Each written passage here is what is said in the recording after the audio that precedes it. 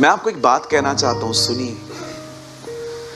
पृथ्वी पर अपनी इज्जत बरकरार रखने से बेहतर है हम परमेश्वर की नजर में बरकरार रहें, क्योंकि इधर से कुछ नहीं आने वाला है, इधर सब आपको गिराने के लिए तैयार है।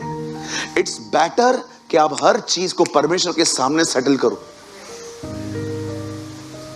मुझे बहुत पसंद है ये वचन, जकरिया और एलिशिबा के लिए लिखा था, वे प्रभु की दृष्टि में महान थे। किसकी? आप लोगों की दृष्टि में महान हो सकते हो, लेकिन बाइबल बताती है वो प्रभु की दृष्टि में महान थे। बता, एक वर्ड तो लगाइए, आप लोग मत खोलिए, मैं आपसे सीधा वर्ड खुलवाऊंगा। लूका पहला अध्याय, यहां देखिए सब, ल्यूक चैप्टर 1 और उसका पढ़िए 6 वचन, 1:6, यहां देखिए 1:6, ल्यूक 1:6। और वे दोनों प्रभु के सामने धर्मी थे। एक ट्रांसलेशन में लिखा है महान थे। किसकी नजर में? और प्रभु की सारी आज्ञाओं और विधियों पर निर्दोष। लिखा है, बाइबल बताती है धर्मी थे तो भी बच्चा नहीं था। वो दोनों धर्मी थे पर उसके बाद भी बच्चा नहीं था। वचन कहता है जब धर्मी जन ही कठिनाई से उद्धार पाएगा तो उनका क्या हश्र होगा जो उसके सुसमाचार को नहीं मानते। मैं प्रभु को कह रहा था, प्रभु मुझे समझ में नहीं आ रहा है, धर्मी जन ही कठिनाई से, मैं धर्मी हूं फिर भी कठिनाई से उद्धार पाऊंगा।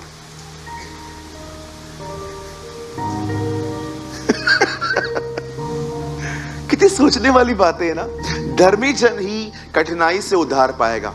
आप में से बहुतों को लगता है कि बस मैं यीशु पर विश्वास करके बैठ गया हूं, लेकिन जब लाइफ में चैलेंजेस आते हैं ना, बहुत कम लोग होते हैं जो अंत तक विश्वासी बने रहते हैं।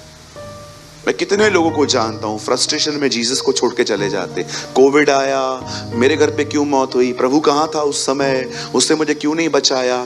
कितने सारे लोग हैं, जब तक सब ठीक है यीशु उनका प्रभु है, लेकिन कुछ भी गड़बड़ आती है, चलो भाई दरवाजा बदलो। अब परमेश्वर किसी का उद्धार उससे नहीं छीनता, पर लोग खुद अपने उद्धार से पीछे हटते हैं। ये आपको पता होना चाहिए। आप जानते हैं जब दाऊद को पता चला नातान के द्वारा कि उसने जो भी किया है वो खुदा की दृष्टि में बहुत बुरा है, सबसे अमेजिंग बात पता है क्या थी? दाऊद को जब नातान ने कहा ना तूने पाप किया है, दाऊद ने उसे कोई एक्सक्यूज नहीं दिया कि उसको भी तो समझाओ। अगर वो कहां पर बात ले रही है तो कवर होना चाहिए ना। मैं थोड़ी गिरा था, उसने किया। नेवर। भले ही वो पाप में गिरा पर वो सीधा था, वो टेढ़ा नहीं था। आप जानते हो उसने एक बार भी नहीं कहा कि उसको भी समझो। नो, यस सर, मैंने किया। पता है जब दाऊद को पता चला कि उसने ये किया, उसके बाद उसने एक भजन लिखा, एक जबूर लिखा। मैं इस जबूर से आज का वचन शुरू करना चाहता हूं। दाऊद ने कहा, हे परमेश्वर, अपनी बड़ी करुणा के निमित्त मेरे पापों को माफ कर। दाऊद ने यह नहीं कहा कि मैं उपवास में हूं इसीलिए माफ कर। दाऊद ने कहा तू दयालु है इसीलिए माफ कर। उसके बाद दाऊद कहता है, मेरे अंदर एक नया मन उत्पन्न कर। दाऊद एक बात जानता था, वो अशुद्ध हो चुका है और वो चाहकर भी खुद को शुद्ध नहीं कर सकता, इसीलिए वो उसे कहता है, मेरे अंदर एक नया मन उत्पन्न कर। What a prayer. बता, मैं चाहता हूं आप लगाइए तो भजन सहायता 51 आइए, और ठीक 5-7 मिनट के बाद मैं आपको थीम वर्ड में ले आऊंगा। यहां देखिए सब, देखिए उसकी प्रार्थना देखिए। पाप में गिरने के बाद, आपकी बाइबल में ना ऊपर लिखा रहेगा गुनाह करने के बाद दया याचना। अब देखिए यहां देखिए, हे परमेश्वर, अपनी करुणा के अनुसार मुझ पर अनुग्रह कर, अपनी बड़ी दया के अनुसार मेरे अपराधों को मिटा दे। सेकंड वर्ड ब्रदर लगाते जाइएगा जैसे जैसे मैं पढ़ता जाऊं। मुझे भली बती धोकर मेरा अधर्म दूर कर और मेरा पाप छुड़ाकर मुझे शुद्ध कर। आगे, मैं तो अपने अपराधों को जानता हूं और मेरा पाप निरंतर मेरी नजर में बना रहता है। वो बोल रहा है हाँ मैं जानता हूं मैंने क्या किया है। आगे, मैंने केवल तेरे ही विरुद्ध पाप किया। ओके ब्रदर, आगे 5 6 7 जूफा से मुझे शुद्ध कर तो मैं पवित्र हो जाऊंगा और मैं हिम से भी श्वेत बन जाऊंगा। 8 ओके, आगे ब्रदर 9 10 हे परमेश्वर मेरे अंदर शुद्ध मन उत्पन्न कर। दाऊद जानता था ह्यूमंस, इंसानों के लिए ये इम्पॉसिबल है, ये सिर्फ खुदा ही कर सकता है। और मेरे भीतर एक नए आत्मा को उत्पन्न कर। आप जानते हो ये जो वर्ड है, मुझे लगता है चर्च को ये वर्ड मेडिटेट करना चाहिए। मेरे अंदर एक शुद्ध मन पैदा कर। मुझे पता है ये गलत है और मुझे ये भी पता है कि मेरी इच्छा भी होती है ये करने की। ये ठिठाई है। एक जगह पे वो कहता है मुझे ठिठाई के पापों से छुड़ा। What is the meaning of ठिठाई? मतलब पाप करने की जो इच्छा है ना, उसको निकाल। मैं ये चीजें आपको क्यों बता रहा हूं? क्योंकि मैं जानता हूं जो मैं आज आपको बताने वाला हूं, कोई जो 10 घंटे बाइबल पढ़ता हो वो भी अपनी मर्जी से वो नहीं कर पाएगा। आपको प्योर होली स्पिरिट की हेल्प चाहिए उसके लिए। मैं फिर से कहता हूं, मैं इस वचन को प्रचार करने से पहले प्रभु से पूछा, प्रभु मैं बताऊं कितने लोग समझेंगे? बहुतों का तो लेवल ही नहीं है वो। बहुत सारे लोग तो प्रभु बाइबल खाली हफ्ते में 1 या 2 बार पढ़ते होंगे, उनका सारा ध्यान खुद पर है, क्या समझेंगे? पता है मुझे परमेश्वर ने क्या कहा?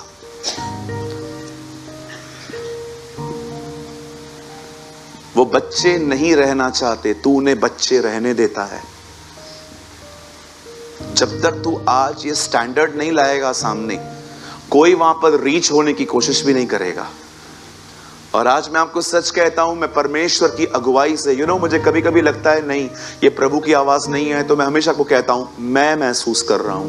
लेकिन आज मैं कह सकता हूं कि नहीं, ये आज मैं महसूस नहीं कर रहा हूं, ये मुझे खुदा ने कहा है कि आज मैं ये स्टैंडर्ड आपके सामने रखूं। और वचन को शुरू करने से पहले मैं आपको फिर से कहना चाहता हूं, आप चाहकर भी इस वचन को अपनी ताकत से फॉलो नहीं कर पाएंगे। जो वर्ड आने वाला है, दाऊद जानता था मन नया मैं पैदा नहीं कर पाऊंगा, इसीलिए उसने प्रभु से मदद मांगी। आज आप भी यहां से जो कुछ सुन के जाएं, परमेश्वर से सहायता मांगिएगा। एक आदमी ने मुर्दे जलाए, दुष्ट आत्माओं को निकाला, उसके ऊपर लिंगनिंग अनॉइंटिंग आती थी। जब लोग उसके वस्त्रों को छूते थे तो वो चंगे होते थे। उसने कलीसियाएं बनाई, उसने लेटर्स लिखे, लेकिन कभी न भूलें वही व्यक्ति कहता है मैं जो कुछ भी हूं परमेश्वर के अनुग्रह से हूं। मैं जो कुछ भी हूं, वॉट एवर आई एम, मैं उसकी दया से हूं। और हाँ, जो वचन मैं आपको बता रहा हूं अभी आने वाले समय में, ये थोड़ा थोड़ा मेरे अंदर स्टार्ट हुआ है काम, थोड़ा थोड़ा। अब परमेश्वर ने मेरे अंदर ये स्टार्ट किया है थोड़ा थोड़ा, इसीलिए अनुभव के साथ थोड़ा मैं बता पाऊंगा कि हाँ अब मैं जानता हूं ये हो रहा है। सब तैयार हैं? yes. तो हम शुरू करें। Are you excited? yes. पक्का? yes. पीछे वाले yes. सब तैयार हैं?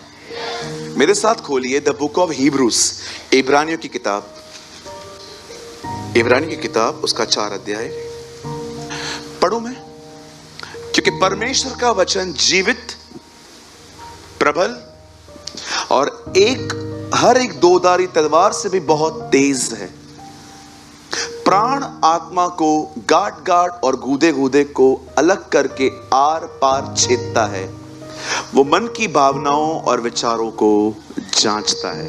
अब इसी वर्ड को ERV में पढ़ेंगे हम। आइए यहाँ देखिए इंग्लिश में। ओके, कोई वर्ड मुझे समझ में ना आए तो बोलने में मैं अगर ठीक से प्रोनाउंस ना करूं तो एडजस्ट करिए, ठीक है? ओके, मैं for the word of God is living. अपनी बाइबल को उठाइए, कहिए प्रभु का वचन जिंदा है। हाँ, उसके बाद लिखा है एक्टिव। कहिए प्रभु का वचन एक्टिव है। अब यहां लिखा है and sharper than any two edged sword.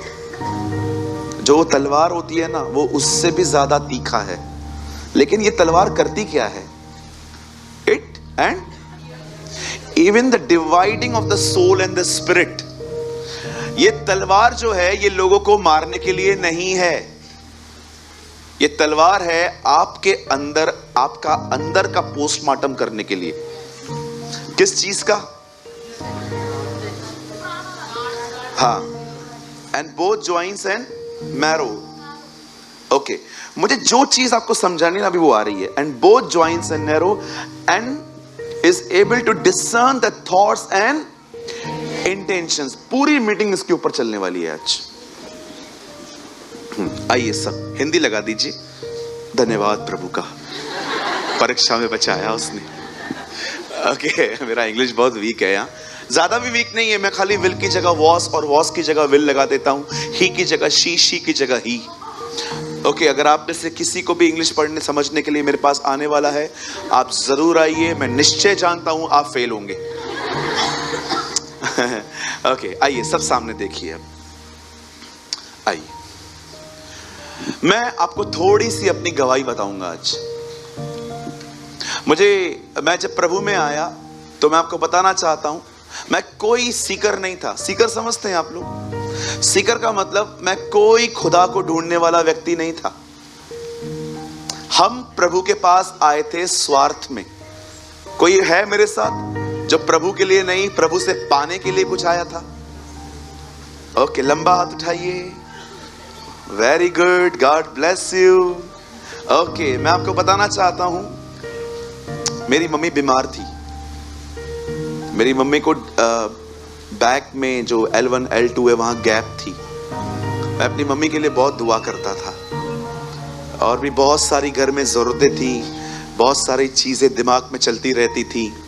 मेरी प्योर टेस्टमनी है जो मैं आपको बताना चाहता हूं। मैं जब परमेश्वर के पास आया, मैं पहले दिन पे चर्च में जाके सबसे पहले तो मुझे लगता था ये अंग्रेजों का खुदा है, मैं यहां क्यों जाऊं, मेरा कोई काम नहीं है एंथनी और डिसूजा में। हम लोग जब क्रिश्चियन वर्ड्स आते हैं ना, तो ये सारी चीजें वो जो घंटा होता है बहुत बड़ा वाला, चर्च क्रॉस होगी, पादरी साहब खड़े होंगे सफेद कपड़े पहन के, हम सबको लगता है चर्च का मतलब ये होता है। सबसे पहले चर्च एक इमारत नहीं है, चर्च उसके लोग हैं। आप जानते हो, आप चर्च को देखना है, बाजू वाले को देखो, ये चर्च है, that's called church. The Bible says हम मसीह की देह हैं। आप याद रखिएगा, जीसस दीवारों को उठाने नहीं आएगा, यीशु कलीसिया को उठाने आएगा, आपको। मुझे सबसे पहले तो लगता था कि ये अंग्रेज हैं। मैं वहां पर सोचा मैं जाऊंगा तो पता नहीं कैसे होगा। मेरी दीदी मुझे हमेशा बोलती थी, जा जा जा, तुझे बहुत जरूरत है, जा। लेकिन मैं अवॉइड करता था। हमारे घर पे जब कैसेट्स चलती थी, प्रभु की गीत चलते थे, कितनी कैसेट्स मैंने तोड़ी थी। आपको पता है, वो पहले कैसेट चलती थी, रील, अंदर वो रील होता था, कभी कभी वो अटकता था पेन डाल के। याद है टेप रिकॉर्डर का जमाना? हाँ, मैं वो जमाने का व्यक्ति हूं। अभी तो यूट्यूब आ गया है, अभी तो कैसेट्स लगभग खत्म ही हो रही हैं। मेरे पास कैसेट्स होती थी, हम लोग कैसेट्स सुनते थे, और हमारा टेप रिकॉर्डर बटन से चालू नहीं होता था, वो वाला था, उसको मारते थे, वो भी बिलाम की गधे की तरह था। टेप रिकॉर्डर होते थे ना पहले, कैसेट्स होती थी। कभी कभी याद है वो अंदर पूरा रील फंसता था, कभी कभी निकालते निकालते इतना दूर चले जाते थे हम लोग, अरे यार ये खत्म ही नहीं हो रहा है ना। सो मैंने बहुत सारी कैसेट्स तोड़ी थी घर के अंदर। मुझे बहुत गुस्सा आता था जब प्रभु के गीत चलते थे, तो मुझे बहुत सवाल आते थे, नहीं नहीं नहीं। लेकिन जिस दिन मैं प्रभु के पास आया, मुझे पता चला वो सिंधियों का प्रभु है। यस, आपको मैं बताना चाहता हूं, वो गुजरातियों का खुदा है, वो महाराष्ट्रियंस का खुदा है, वो हमारे हिंदू और मुस्लिम भाइयों का खुदा है। यस, परमेश्वर, आप मजहब में रहते हैं, खुदा का कोई मजहब नहीं है, खुदा किसी रिलीजन से नहीं है। और याद रखिए, उसने कभी कोई धर्म बनाया भी नहीं है। बाइबल नहीं कहती है कि उसने धर्म भेजा, बाइबल बताती है उसने पुत्र भेजा। आमेन। प्रभु जानता था। तो जब मैं गया प्रभु में, तो कुछ भाई मिले सिंधी में बात कर रहे थे। किया होता भाई वहाँ डी का था, किया है तो मैंने भी सिंधी में बात की। मैं हैरान हो गया, यार इतने सारे सिंधी बैठे हैं यहाँ पर, कोई अहंथर ही नहीं है, कोई डिसुजार नहीं है। फर्नांडिस अंकल तो मिल ही नहीं रहे, क्योंकि हमने बचपन से ही यही सुना है ना। मुझे बहुत अच्छा लगा, मैंने सोचा मैं कंटिन्यू जाऊंगा। और मैं जैसे जैसे जाता गया, बहुत सारे लोग आए, छोड़ दे जीसस को, पर मुझे बात में पता चला कि मैंने नहीं, उसने मुझे पकड़ा है ना। तुमने नहीं, परंतु मैंने तुम्हें चुना है। Hallelujah, what a God we have. Bible कहती है तुमने उसे नहीं चुना है, उसने तुम्हें चुना है ताकि तुम फल लाओ। और याद रखिए, कितनी बड़ी बात है ना, अपने बाजू वाले को नहीं चुना, आपको चुना उसने। कितने ब्लेस्ड हैं आप। कभी भी आपको लगे ना कि